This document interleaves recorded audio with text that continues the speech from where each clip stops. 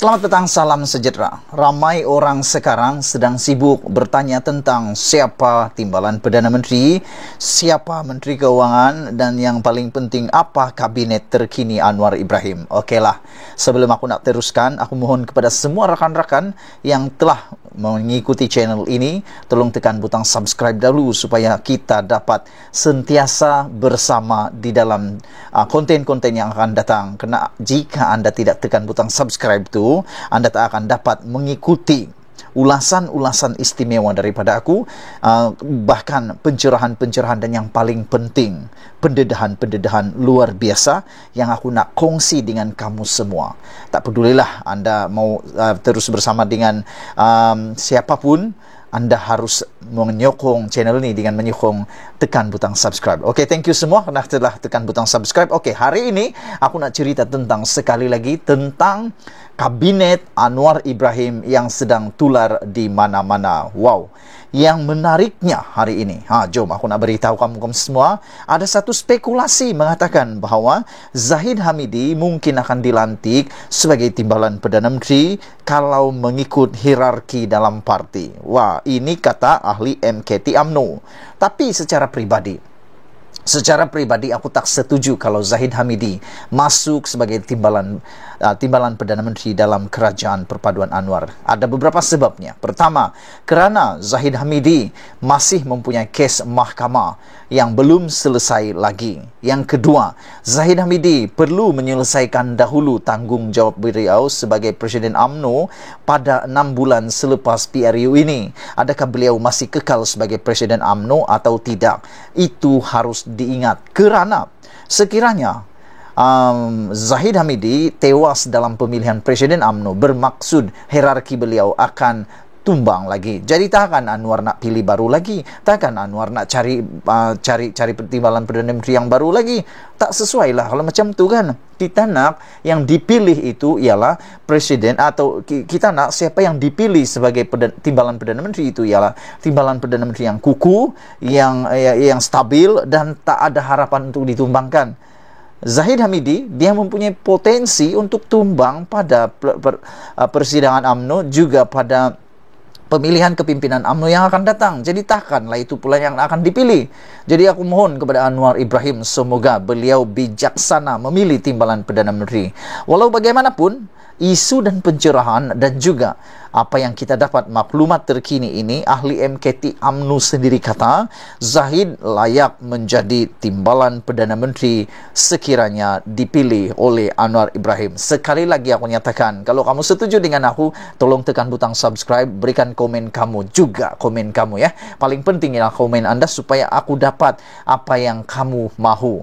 Aku secara pribadi, aku tidak setuju kalau Zahid Hamidi menjadi timbalan Perdana Menteri kerana dia masih mempunyai kes di mahkamah. Selain itu, tidak stabil jawatan beliau sebagai Presiden UMNO kerana baru-baru ini beliau begitu lantang ditembak oleh semua orang ahli dalam UMNO. Bahkan ada kehendak akar umbi supaya Zahid Hamidi cepat-cepat undur diri dan letak jawatan, serahkan jawatan kepada Tokmat, kata mereka.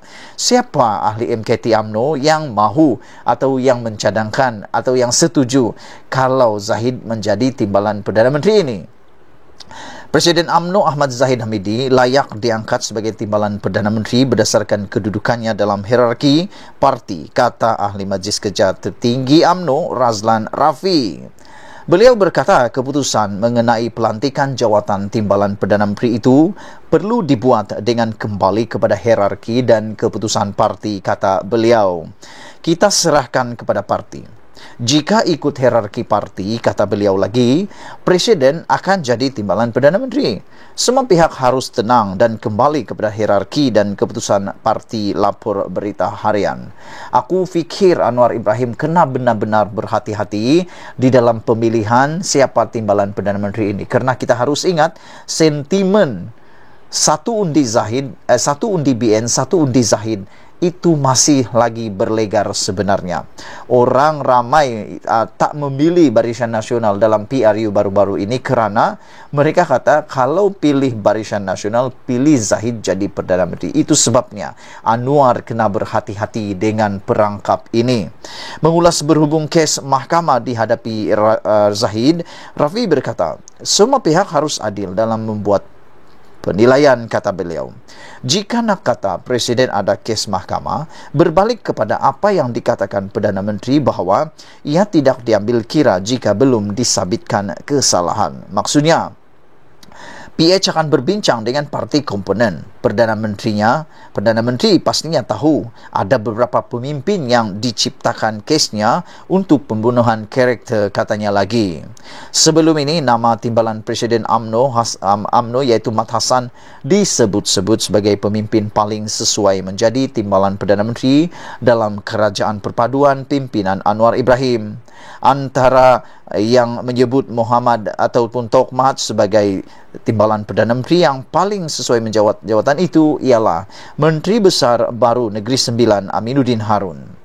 Turut berpandangan sama ialah ex-Kepemuda UMNO Muhammad Mukrahabin Mokhtaruddin yang menyifatkan ahli Parlimen Rembau itu layak atas kredibilitinya, apatah lagi pemimpin berkenan diterima baik rakyat dan parti, kata beliau lagi.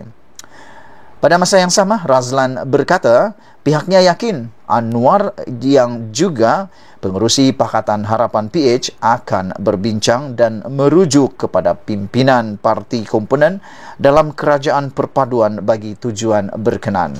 Aku secara pribadi, aku nak berterus terang sekali lagi, aku tak setuju kalau Anwar Ibrahim melantik Zahid Hamidi sebagai timbalan Perdana Menteri kerana seperti yang aku kata tadi, Anwar Ibrahim harus memilih pemimpin yang benar-benar bersih, pemimpin yang tidak ada kontroversi, pemimpin yang tiada kes dalam mahkamah.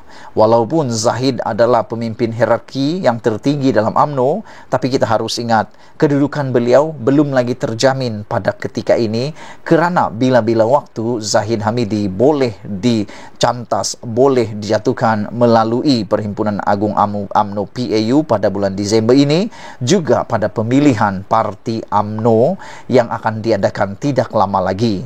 Jadi, bayangkan kalau Zahid Hamidi sudah dilantik sebagai timbalan Perdana Menteri dan tiba-tiba pula dia kalah dalam pemilihan Presiden UMNO, kerana aku jangka dalam pemilihan UMNO nanti akan ramai yang akan mencabar Zahid Hamidi dalam pemilihan tersebut. Antaranya mungkin akan dicabar oleh Tok Mat sendiri, atau Khairi Jamaluddin, atau Hisamuddin Husin, dan atau Ismail Sabri Yaakob. Jadi kalau dia tumbang, kalau Zahid Hamidi tidak dapat mempertahankan jawatan Presiden UMNO, bermaksud dia akan turun daripada takhta hierarki. Jadi tidak sesuailah beliau dilantik sebagai timbalan Perdana Menteri kerana kedudukannya yang tidak stabil di dalam UMNO. Sekian dulu untuk kali ini. Tolong sekali lagi jangan lupa tinggalkan komen kamu. Setujukah kamu Zahid Hamidi menjadi timbalan Perdana Menteri ataupun tidak? Atau ada komen kamu yang kamu setuju atau yang kamu mau cadangkan siapa timbalan Perdana Menteri Anwar Ibrahim. Tekan butang subscribe supaya dapat info-info terkini daripada channel aku ini. Sekian dulu Malaysia kita punya, kita jaga sama-sama. Cintai Malaysiaku. Bye-bye.